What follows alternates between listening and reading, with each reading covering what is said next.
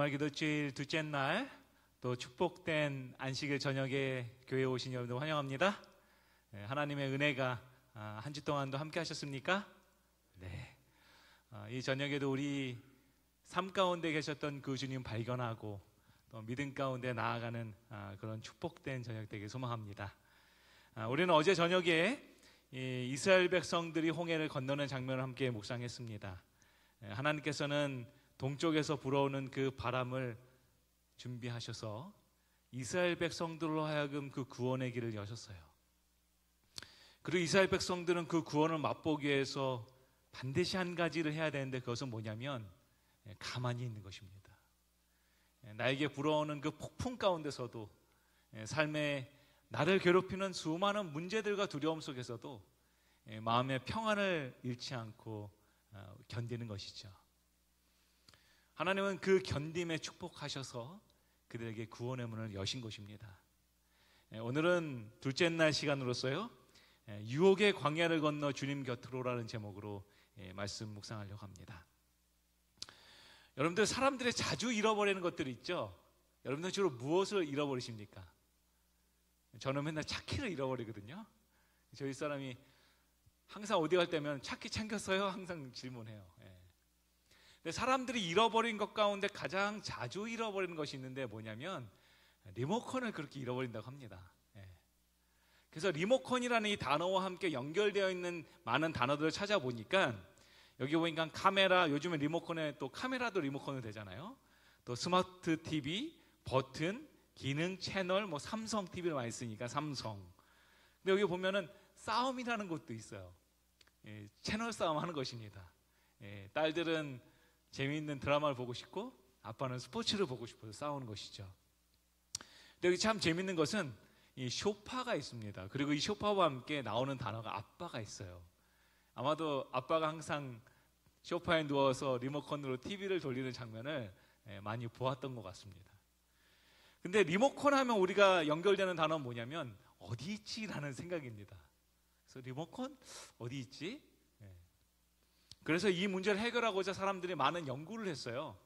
그 연구 가운데 하나는 뭐냐면 리모컨 휘슬을 만드는 것입니다.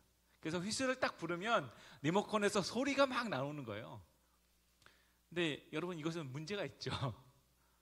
휘슬도 잃어버리는 것입니다. 또 휘슬을 찾고 리모컨을 찾아야 돼요. 그래서 나온 것이 한 가지가 더 있습니다. 뭐냐면 리모컨 헤어밴드입니다. 그래서 딱 붙여놨다가 언제나 필요할 때마다 하나씩 꺼내서 쓰는 거예요. 근데 제가 그러니까 올랜도에 와보니까 더워서 이거 못 쓸 것 같아요, 여러분들. 사람들이 얼마나 똑똑한지요. 또 다른 방법을 고안했는데 강아지의 이름을 리모컨이라고 지은 것입니다. 그래서 리모컨 하면은 강아지가 뛰어와요. 그래서 리모컨이 그 등에 부착되어 있어서 버튼을 누르는 것입니다. 이것도요, 동물 학대의 문제가 있잖아요, 그렇죠? 여러분, 왜 사람들은 리모컨을 잃어버리면서 살아갈까요, 도대체? 정말로 TV 리모컨 없이 보기 어려운데 왜 잃어버릴까요? 그 이유는 여러분, 리모컨은 TV를 보기 위한 도구이지 목적이 아니기 때문에 그렇습니다. 그러니 그 도구를 이용하고 난 이후에는 목적이 사라지는 거예요. 그래서 어디다든지 잃어버리는 것입니다. 우리가 때로 그런 신앙을 할 때가 있어요. 하나님께서 우리에게 주신 참된 구원의 목적과 길을 준비하셨는데도 불구하고 우리는 그 중간에서 그것을 도구처럼 활용하는 것입니다. 그리고 잃어버리는 것이죠. 하나님께서 이스라엘 백성들을 홍해를 건너게 하신 이후에 그들의 삶 가운데 나온 성경절이 뭐냐면 출애굽기 15장은 이렇게 말합니다. 모세가 홍해에서 이스라엘을 인도하매 그들이 나와서 수르 광야로 들어가서 거기서 광야길을 걸었으나 물을 얻지 못하고. 여기 보니까 모세가 이스라엘 백성들을 홍해에서 인도했다라고 말하는데 그 주체가 누구냐면 모세다라고 성경은 이야기하고 있어요. 여러분, 성경을 읽으시다가 출애굽기에도 여러 가지 관점이 나오거든요. 하나님의 관점과 사람의 관점으로 두 가지로 출애굽기는 기록되어 있습니다. 근데 하나님의 관점으로 기록된 것은 대부분 모세가 기록을 했어요. 그래서 모세의 기록을 보면 내가 그들을 구원한 게 아니라 누가 구원했어요? 여호와 하나님이 구원했다고 말합니다. 근데 사람들이 기록한 내용도 교차하거든요. 근데 사람들의 내용에는 여전히 하나님이 아니라 누가 구원했어요? 모세가 그들을 인도했다고 말합니다. 그들은 나와서 수르 광야로 걸어갑니다. 당시 이스라엘 백성들이 걸어갔던 길을 보면은 이 수르 광야는 정말로 척박한 땅이었습니다. 여기 성경이 말하는 것처럼 사흘 동안 걸어가도 물이 나오지 않는 땅이었던 거예요. 그리고 마침내 그들이 마라라는 지역에 도착해서 물을 발견합니다. 근데 먹을 수 있어요, 없어요? 네, 먹을 수 없어요. 너무 써서 삼킬 수가 없는 것입니다. 여러분, 때로 하나님께서는 우리의 삶 가운데 마라와 같은 땅을 준비하십니다. 내가 하나님을 받아들이고 구원의 감격 가운데로 막 나아가지만 삶은 여전히 고통스럽고 너무나 쓰디쓴 경험들을 하게 돼요. 여러분, 그 순간 여러분들은 어떤 생각을 하십니까? 하나님은 왜 마라를 이스라엘 백성들의 고통의 땅으로 만드셨을까요? 아니, 다른 질문하면 왜 이스라엘 백성들에게는 마라가 고통의 땅이 되었을까요? 왜 우리의 교회가 축복과 은혜가 넘치는 샘물이 아니라 마라와 같은 땅이 가끔 될까요? 왜 하나님을 신실히 믿는 우리의 삶이 너무나 쓰디쓴 인생의 마라가 되었을까요?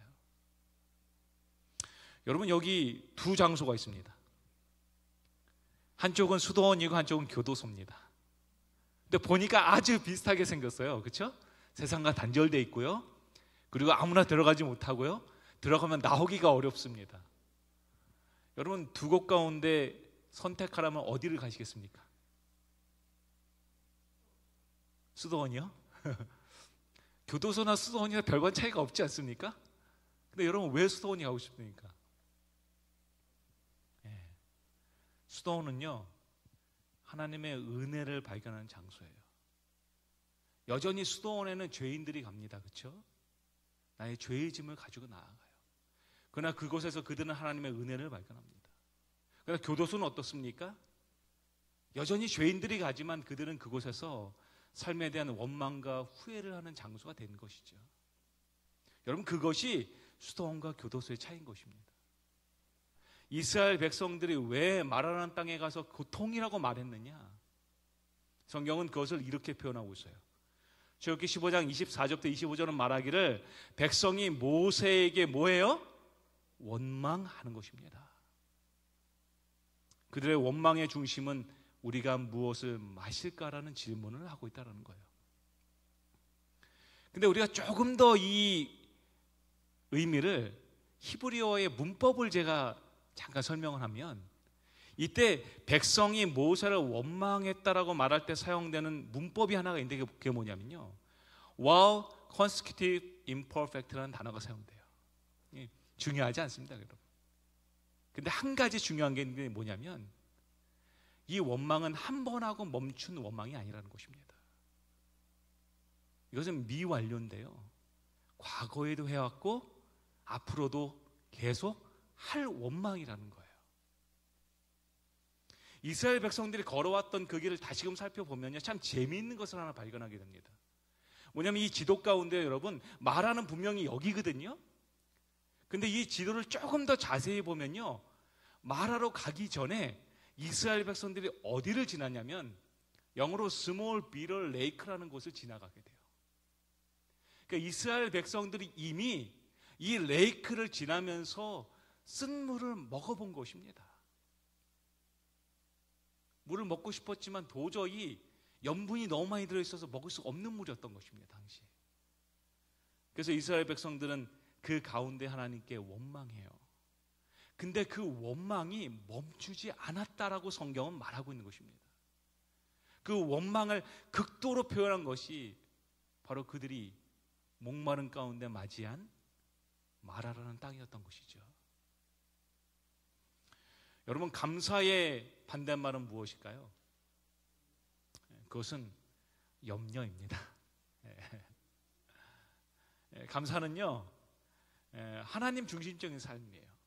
나의 모든 것을 하나님이 인도하셨고 내 길을 하나님께서 인도할 것이고 내가 여전히 그 주님을 신뢰하기 때문에 내 삶 속에 무엇이 일어났기 때문이 아니라 그 가운데 계시는 주님을 감사하게 되는 것입니다. 그러나 염려는 어떻죠? 염려의 중심에는 언제나 내가 있습니다. 나의 삶에 불편함이 생기고요, 내가 앞으로 무엇을 먹을까에 대한 염려와 근심을 하게 되는 것이죠. 그래서 예수님께서 분명히 말씀하셨죠. 너무나 유명한 성경절 마태복음 6장 31절은 말하기를 그러므로 뭐 하지 말라고요? 염려하지 말라는 것입니다. 주님 말씀하셨습니다. 너희가 염려하여 이르기를 무엇을 먹을까, 무엇을 마실까, 무엇을 입을까 하지 말라는 것입니다. 이것은 무엇이에요? 다 이방인들의 거라는 거예요. 여러분, 우리 그리스도인도 염려하게 됩니까? 염려하죠, 여러분. 어떤 사람이 갑자기 죽었다 그래요? 상상의 이야기입니다. 그래서 저승사자가 이 사람을 딱 데려갔는데 가봤더니 잘못 데려온 거예요. 옆 사람을 데려와야 되는데 잘못 데려온 겁니다. 그래서 거기 앞에서 염라대왕이 아니 잘못 데려왔으니 내가 너를 다시 돌아가게는 못하는데 다시 태어나게는 해주겠다. 질문하는 것이 옵션을 주는 거예요. 첫 번째, 저 나라의 왕의 아들로 태어나게 해줄게. 좋지 않냐? 이 사람이 들어보니까 솔깃하기는 하는데 고개를 절레절레 흔들어요. 그래서 말하기를 아니 왕의 자녀면은 평생 동안에 그 당파 싸움에 시달리며 살아야 된다. 그거 쉽지 않습니다.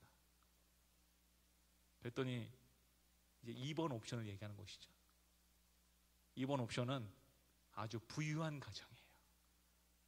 평생 먹을 것을 걱정하지 않아도 되는 가정. 좋지 않습니까? 이 사람이 고개를 절레절레 흔듭니다. 그럼 그거를 도둑 맞을까봐 염려하며 살아야 되지 않습니까?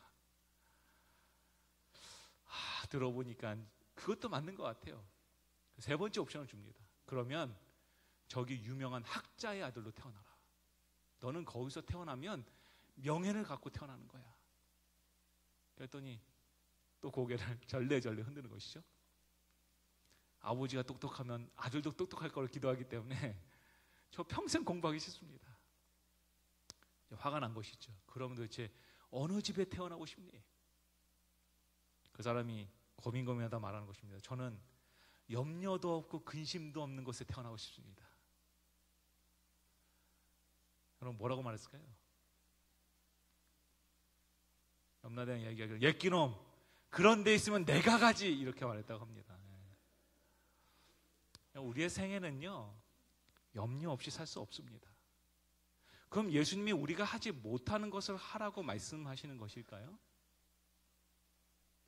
주님이 지금 말씀하시는 것은 그것이 필요하지 않다라고 말씀하신 게 아니에요. 주님 말씀하시기를 너희 하늘 아버지께서 이 모든 것들이 너에게 있어야 할 줄을 뭐 한다고요? 알고 있다는 것입니다. 여러분 저는 이 성경책 읽을 때마다 주님이 알고 있다라는 말씀이 얼마나 은혜로운지 몰라요. 여러분 우리 주님 우리를 알고 계십니까? 알고 계십니다. 근데 여전히 우리는 뭐 하고 있어요? 근심하고 염려하는 것입니다. 예수님이 십자가에 달려 돌아가시기 전에 하신 마지막 그 설교에 보면 주님은 그 제자들에게 말씀하십니다. 너희는 마음에 근심하지 말라는 것입니다. 그러면서 하나님을 믿으니 또 나를 믿으라고 말씀하셨어요. 근데 하나님이 약속하신 게 있죠. 뭐예요? 네? 아버지 집에는 거할 곳이 많다는 것입니다. 근데 사람들은요 이것까지 걱정합니다. 왜냐하면 하나님께서 우리에게 주신 그 아버지의 집을 소유의 개념으로 보기 때문에 그래요. 아마 그런 설교 많이 들었습니다. 우리가 천국에 가면 하나님께서 우리를 위해서 맨션을 준비하셨다고, 금은보화로 가득한 그 맨션을 준비하셨다는 얘기 들어보셨을 거예요. 여러분 이 성경절은 그것을 이야기하고 있는 성경절이 아니에요. 주님은 계속해서 말씀하셨습니다. 가서 너희를 위하여 거처를 예비하면 내가 다시 와서 너희를 내게로 영접하여 어디요? 나 있는 곳에 너희도 있게 하겠다는 거예요. 주님이 말씀하신 아버지의 집은 소유의 집이 아닙니다. 주님이 우리에게 말씀하신 아버지의 집은 존재의 집입니다. 바로 주님이 계시는 그 장소라는 거예요. 그 주님이 우리를 알고 있기 때문에 우리를 친애하시는 그 주님이 계시는 그곳이 우리에게 평안의 장소라고 주님 말씀하고 있다라는 것이죠. 우리의 인생에는 두 가지의 덧셈법이 있습니다. 하나는 I have의 삶이에요. 내가 무엇을 갖고 있고 내가 무엇을 갖기 위해 살아가고요, 더 좋은 집과 더 좋은 차와 더 훌륭한 자녀들을 가지려고 노력하는 삶인 것이죠. 그러나 또 다른 삶이 있습니다. 또 다른 삶은 I am의 삶이에요. 나라는 존재에 대한 삶이에요. 여러분, 예수님은 이 땅에 오셔서 어느 말을 더 말씀하셨을까요? I have라는 말씀을 더 많이 하셨을까요? 아니면 I am이라고 말씀하셨을까요? 주님은 I am이라고 말씀하셨어요. 나는 포도나무요, 나는 진리요, 너희를 구원하는 구원의 문이요, 너희를 촉촉히 적셔주는 생수와 같다라고 주님 말씀하셨습니다. 근데 우리는 여전히 I have의 삶을 더 살아갑니다. 그래서 우리는 구원받는 것조차 염려합니다. 내가 구원을 얻을 수 있을까라고 고민하는 것이죠. 여기 브루너라는 한 교수가요, 재미있는 실험을 한 가지 했어요. 이 실험은 어떤 실험이냐면 쥐들을 가지고요 실험을 하는데, 한쪽의 쥐들은 쥐 공원이라는 것을 만들어줘서 마음껏 뛰어놀게 하고 마음껏 만나게 하고 교제하게 해주고 그런 삶이에요. 그리고 한쪽은 뭐냐면 쥐 아파트를 만들었습니다. 그래서 쥐 한 마리마다 필요한 것들을 다 갖다 주고 아파트를 한 마리마다 넣어준 것입니다. 처음에는요 쥐 공원에 있는 쥐들도 행복하게 살아가고요, 쥐 아파트에서 혼자 살아갔던 쥐들도 행복하게 살아갑니다. 근데 여기에 한 가지 장치를 둬요. 뭐냐면 물 먹는 장치를 두는데, 이 물 먹는 장치가 재미있습니다. 이 물 먹는 호수가 두 가지가 있는데, 한쪽에서는 물이 나오고요, 한쪽에서는 진통제인 마약이 나옵니다. 그럼 여러분, 이 쥐들이 이렇게 물 먹으러 들어갔다가요, 여기도 먹어보고 여기도 한번 먹어봐요. 그러면은 이게 시간이 지나면서 어느 물을 더 많이 먹을까요? 마약을 많이 먹기 시작합니다. 그러니까 사람이나 동물이나 유혹에 약해요. 그런데 이 실험을 계속했는데 참 재미있는 결과를 발견했어요. 뭐냐면 쥐 아파트에서 홀로 외롭게 편하게 살아갔던 쥐들은요, 계속해서 이 마약의 양이 증가합니다. 그래서 최종적으로요 3.5배의 양이 증가했다 그래요. 그런데 쥐 공원에서 함께 살아갔던 쥐들은요, 어느 순간부터 마약을 적게 먹기 시작하더니 완전히 끊게 됩니다. 여러분, 이 실험은 우리에게 매우 중요한 것을 말하고 있죠. 그것은 뭐냐면 우리의 삶 속에 누구와 함께 하느냐는 매우 중요하다라는 것입니다. 이스라엘 백성들은 홍해를 건넜습니다. 그러나 그들은 그 가운데 계시는 여호와 하나님은 보지 못했어요. 그들을 인도했던 모세를 본 것입니다. 그렇게 그들은 원망합니다. 그러나 여러분, 모세는 어떻습니까? 모세에게도 그 사흘의 기간이 힘들지 않았을까요? 목마르지 않았을까요? 고통스럽지 않았을까요? 똑같았을 것입니다. 그러나 그 순간에 모세는 이스라엘 백성들하고는 다른 선택을 합니다. 그것은 바로 여호와를 부르짖는 것입니다. 여러분, 이 작은 차이가 그들의 운명을 바꾸게 되는 것이죠. 모세는 어떻게 해서 이런 주님을 부르짖게 됩니까? 출애굽기 15장에 보면 모세의 믿음의 근거가 등장하는데, 여기 말하기를 바로의 말과 병거와 마병이 함께 바다에 들어가매, 누가요? 여호와께서 바닷물을 그들 위에 되돌려 흐르게 하셨다.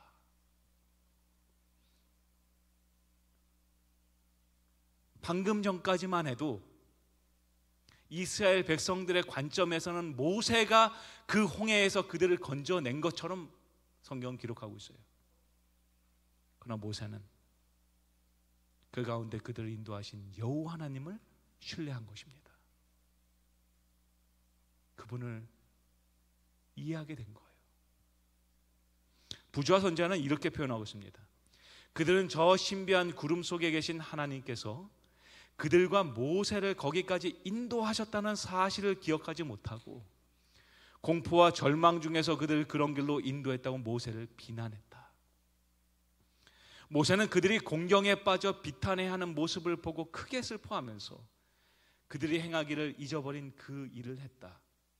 그는 하나님께 도움을 열렬히 부르짖었다. 아멘입니까?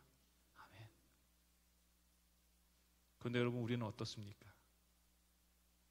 우리는 모세와 같이 그 길을 인도하신 여호와 하나님을 바라보기보다 우리의 삶 가운데 주셨던 그 은혜를 너무도 쉽게 잊어버리는 것입니다. 그리고 너무 쉽게 하나님을 원망하는 생애를 살아가는 것이죠. 여러분, 목사인 저는 원망 안 하고 살아갈까요? 그럼요. 저도 원망을 합니다. 하나님께서 참 매 삶마다 많이 인도해 주셨어요.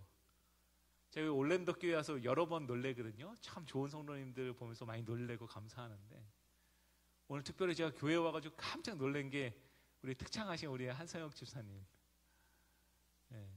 제가 교문리 교회 학생전사에 있을 때 저희 학생이었거든요. 너무 이쁘고 착해가지고 제가 이뻐했던 학생인데, 여기에서 이렇게 있는 모습 보면서 제가 와, 하나님의 인도하심이 또 너무 크구나. 제가 계속 저기서 연습하는 거 들으면서 아멘 아멘 하고 있었습니다. 하나님이 참 많이 인도하세요. 그렇죠? 여러 사람을 만나게 하십니다. 근데 저의 인생 가운데 정말 하나님을 너무나 크게 원망했던 것은 최근의 삶이었어요. 정말 하나님께서 인도하셔서 정말 은혜 가운데 디트로이트라는 지역에서 하나님을 선교하며 살아가고 있습니다. 늘 하나님께서 채워주시는 은혜를 발견하고요, 늘 협력해 주시는 장로님과 집사님들 사이에서 정말 매일의 삶이 은혜다라는 이야기를 입에 달고 살아갑니다. 그런데 그런 저에게도 고통의 시간이 있었어요. 제가 아직 영주권을 못 받았거든요. 그래서 아직 한국 사람입니다, 제가. 근데 제가 영주권을 프로세싱하는 과정 가운데 갑자기 코로나가 터진 것입니다. 그래서 모든 프로세싱이 올 스탑이 됐어요. 2년 동안에요. 그래서 한국도 나가지 못하고 아무것도 못하는 상태가 된 것입니다. 근데 이제 코로나가 시작된 다음에 조금 지난 다음에 어느 날 아버지에게서 전화가 왔습니다. 저희 아버지는 정말로 아들한테 전화 안 하시거든요. 항상 하시는 게 저희 어머니한테 잘 있어? 어머니가 잘 있다고 그럼 됐어. 그렇게 하시는 분이세요. 근데 그 아버지가 카카오톡으로 전화를 하신 것이죠. 정말로 몇 년 만에 받아본 아버지의 전화였습니다. 제가 전화는 드려도. 그래서 제가 아버지가 무슨 일이지 하고 전화를 받았는데 아버지가 매우 떨리는 목소리로 말씀하셨어요. 혹시 한국에 나올 수 있니? 절대로 그것을 저한테 얘기하실 분이 아니거든요. 그래서 아버지 혹시 무슨 일 있습니까? 아버지가 이야기하시기를 삶이 얼마 남지 않은 것 같다는 거예요. 병원을 가셨는데 이미 간암과 대장암이 다 전이가 돼가지고 이제 앞으로 3개월밖에 살지 못한다라고 병원에서 얘기했다는 것입니다.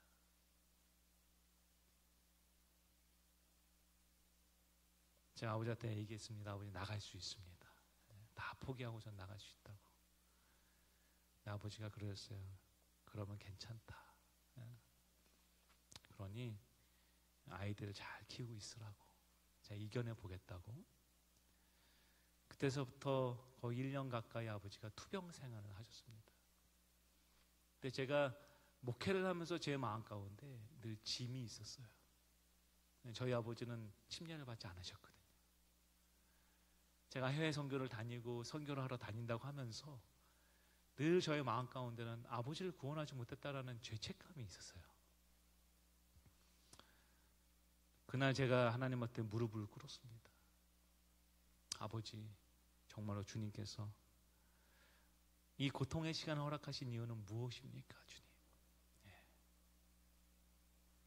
한국에 나갈 수도 없는 상황이었고, 그 다음에 아버지는 점점 연약해지는 게 확연하게 보여지는 것입니다. 잘 걸으시고 운동도 좋아하셨던 아버지가 어느 순간 밖을 못 나가시게 되고, 겨우 마침내 병원 생활을 하시게 되고, 또 그 가운데 코로나까지 걸리셨어요. 그래가지고 고위험군으로 이게 분류가 되셔가지고 병원에서 한 달 동안 격리당한 것입니다. 너무나 고통스러운 시간이었어요, 저한테는. 그 제가 아버지에게 전화를 할 때마다 뭐 너무 많이 울어요. 제가 아버지가 오히려 위로하십니다. 괜찮다고, 정말로 괜찮다고. 그리고 저는 하나님을 신뢰했습니다. 하나님 분명히 병 고쳐주실 거라고 저는 신뢰했어요. 왜냐하면 저희 아버지에게 아직 제가 성경을 가르치지 못했기 때문에 분명히 그 기회를 주실 거라고 저는 신뢰했습니다. 그리고 영주권이 빨리 나오기를 계속해서 기도했어요. 여러분, 그러면 결과가 어떻게 됩니까? 아버지 만나러 나갔어야죠. 네, 나가지 못했습니다. 계속해서 코로나가 되면서 여러 상황들로 딜레이가 됐어요. 그래서 제가 대사관을 전화를 하고 여러 번 수십 번을 찾아가고 변산을 통해서 이야기하는데 결론은 노래였어요. 안 된다고, 기다리라고. 알아보니까 핑거프린트만 하면, 그러면은 800불만 내면 한 사람 나갔다 올 수 있다는 것입니다. 근데 핑거프린트를 하라고 통지서가 와야지만 갈 수 있는 거예요. 그때서부터 정말로 초조한 시간이 시작되는 것이죠. 그리고 아버지가 마침내 복수가 차오고, 그 다음에 병원에 이제 최종적으로 입원하셨어요. 하나님한테 더 열심히 기도했어요. 하나님, 다른 건 몰라도 정말 좋으니까 제가 나가서 마지막으로 아버지에게 복음을 전할 수 있도록 기회를 주십시오. 근데 핑거프린트 용지가 안 오는 것입니다. 아버지는 점점 의식이 사라지기 시작했어요. 하나님한테 또 부르짖었습니다. 하나님, 정말로 도와주십시오. 이 문제를 해결해 주십시오. 종이 한 장만 보내주시면 되지 않습니까? 하나님. 종이가 안 오는 것입니다. 그리고 이제 아버지와 줌으로 서로 연락을 했어요. 아버지가 한숨을 푹 쉬시면서 참 만나기 어렵구나. 네. 그리고 아버지께서 그러셨어요. 그러면 한 방법밖에 없구나. 무슨 말씀인지 몰랐어요, 제가. 그리고 아버지가 전화를 끊으셨습니다. 그 다음날 어머니께서 갑자기 전화를 하셨어요. 그리고 어머니가 말씀하시기를, 범기야, 아버지가 침례받기로 결심하셨다. 네. 그리고 그 다음날 온 가족이 모이고 저희는 줌으로 모인 상태에서 침례식이 병원에서 있었습니다. 침례 시문을 제가 읽었어요. 아버지께서 네 하시고 마지막에 저를 보시면서 말씀하셨습니다. 내가 너를 하늘에서 보고 싶다. 네.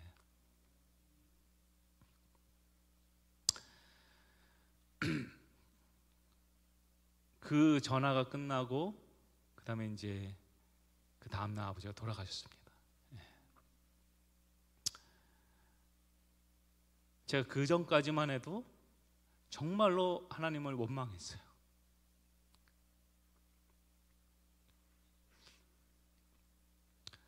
그러나 아버지께서 침례받는 그 장면을 보면서 감사했습니다. 네. 소망이 위로라는 말을 온전히 이해하게 됐어요. 네. 만약에 우리에게 그 주님이 계시지 않는다면 아마 이 상처는 낫지 않을 것입니다. 그러나 우리 주님은 그 소망을 우리의 고통 가운데 던지시는 것이죠. 성경은 뭐라고 말하고 있습니까? 그 고통 한복판에 예수님께서 그들에게 주신 것은 여호와께서 그에게 한 나무를 가르치시니 그 물을 그가 물에 던지라는 것입니다. 그럼 물이 달아진다는 것이죠. 주님께서는 이스라엘 백성들에게 매우 중요한 것을 얘기하셨어요. 그것은 뭐냐면 너희의 삶 속에서 일어나는 기적이 중요한 것이 아니라 너희의 삶 속에서 존재하는 주님을 바라보라는 것입니다. 그 주님이 너희의 삶 가운데 있나를 확인하라는 거예요. 이스라엘 백성들의 고통은 물이 써서 생겨난 고통이 아니었어요. 그것은 예수님이 던져지지 않았기 때문에 생겨난 고통이었던 것입니다. 예수님이 그 삶 가운데 던져진 이후에 주님 말씀하십니다. 나는 너희를 치료하는 여호와라는 것입니다. 우리는 이 말씀을 때 치료하는 것에만 집중해요. 근데 주님 말씀하신 건 나는 여호와라는 거예요. 너희 하나님, 너희에게 생명을 주는 하나님, 죽은 자에게 부활을 주시는 하나님. 그래서 소망 없는 세상 가운데서도 소망을 발견케 하는 그 주님이 나라고 우리 주님은 말씀하고 있다라는 것이죠. 사랑하는 성도 여러분, 우리는 어느 길을 걸어가고 있습니까? 두 길이요, 모양은 똑같습니다. 한쪽은 십자가의 길이고 한쪽은 십자군의 길입니다. 그러나 한쪽에서는 생명이 있지만 한쪽은 죽음밖에 없었던 거예요. 왜냐하면 그들의 삶 가운데 예수 그리스도의 십자가가 던져지지 않았기 때문에 그런 것입니다. 그러니 십자군이 지나간 그 길에는 여호와에 대한 찬양이 아니라 사람들의 피 흘림과 고통만이 있었던 것이죠. 그러나 예수 그리스도의 십자가가 던져진 그곳에는 생명이 있었습니다. 은혜가 있는 것이죠. 소망이 있는 것입니다. 모세는 그의 죽음을 앞두고 유언과 같이 쓴 신명기서 8장에서 그는 이렇게 고백을 합니다. 내 하나님 여호와께서 이 40년 동안에 너로 광야의 길을 걷게 하신 것을 기억하라. 이는 너를 낮추시며 너를 시험하사 내 마음이 어떠한지 그 명령을 지키는지 아니 지키는지 알려 하심이라. 너를 낮추시며 너로 줄이게 하시며 또 너도 알지 못하며 내 열조도 알지 못하던 만나를 내게 먹이시던 것은 사람이 떡으로만 사는 것이 아니요 여호와의 입에서 나오는 모든 말씀으로 사는 줄을 너희로 알게 하려 함이라. 주님은 알아달라는 것입니다. 너희를 그 고통의 땅으로 인도했지만 그 가운데서 너희를 위해서 던져진 그리스도의 십자가를 경험할 때 정말로 어떤 것보다 아름다운 주의 구원을 맛보라고 주님 말씀하신 것이죠. 그러기 위해서 너희는 반드시 광야의 길을 걸어가야 된다고 주님 말씀하셨어요. 여러분이 광야라는 말은요 히브리어로 미드바르라고 말합니다. 미드바르. 근데 이 성경절에서 미드바르라는 말이 2번 사용돼요. 언제 한 번 더 사용하냐면 바로 말씀입니다. 말씀이라는 단어는 다바르라는 단어가 사용됩니다. 이 다바르라는 말에서 미드바르가 나온 것입니다.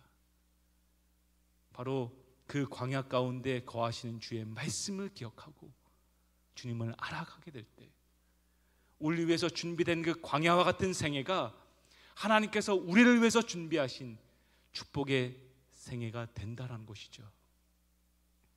말씀을 마치면서요, 여러분 한 표를 좀 보여줄까 하는데요. 여러분 보통 이 점과 점을 연결하는 최단 거리를 우리 선이라고 말합니다. 직선이라고 말하죠. 근데 제가 저희 청년들에게요 이런 질문 한번 한 적이 있어요. 종이를 주면서요, 당신의 인생을 점과 선으로 한번 표시해 보라고 얘기했습니다. 그래서 어떤 청년은 이렇게 그렸습니다. 태어날 때는 0이었는데 태어나서 너무 좋았다가 시간이 지나면서 학창시절 때 너무 힘들었다가 대학 가면서 너무 행복했다가 결혼하면서 너무 힘들고, 그런 인생 그래프를 그린 적이 있어요. 또 어떤 친구는 또 반대로 또 이렇게 그려요. 초등학교 때까지 점심 계속 학창시절 때 좋았다가 대학 가서 막 무너져가지고 군대 가서 힘들고 해가지고 막 힘들었다가 또 회복해서 주님을 찾으면서 기뻤다고 얘기하는 청년도 있어요. 어떤 청년도 이렇게 그립니다. 집이 좀 불우해가지고 어릴 때 너무 힘들게 살다가 이제 조금 나아지면서 좀 행복해진 것이죠. 저마다 각자의 인생 그래프를 그려요. 근데 제가 이 인생 그래프를 보면서 한 가지 깨달은 것이 있습니다. 그것은 뭐냐면 어떤 청년도요, 어려웠던 적이 없는 청년은 아무도 없어요. 그리고 어떤 청년도요, 곡선을 그리지 않고 직선을 그린 청년은 아무도 없다는 것입니다. 우리 모두 굴곡진 인생을 살아갑니다. 우리 모두 어려운 삶을 살아가죠. 그러나 제가 이 도표를 알려준 이후에 청년들한테 한 것이 있어요. 뭐냐면 질문을 하나 합니다. 그 질문은, 만약에 우리의 인생 그래프를 하늘에서 본다면 어떤 모습일까? 어떤 모습일까요? 저는 직선이라고 생각합니다. 우리가 보기에는 이 모든 것이 굴곡진 것처럼 보이지만 하늘에서 우리의 삶을 보면은 주님께로 나아가는 그 길이라는 거예요. 그 길 가운데 우리가 서 있다라고 주님 말씀하시는 것이죠. 엘렌 G 화이트 여사 역시 힘들었을까요? 여러분, 저는 엘렌 G 화이트 여사의 자서전을 읽으면서 깜짝 놀랐습니다. 그녀도 하나님을 원망했어요. 여기 보면 그녀는 이렇게 말합니다. 나의 심령은 크게 상심되었다. 이런 의문이 자꾸만 나를 괴롭혔다. 왜 하나님께서 우리의 기도를 들으사 그를 건강하게 일으켜주지 아니하시는가? 제가 했던 질문과 똑같은 질문을 화이트 여사도 하고 있었다는 거예요.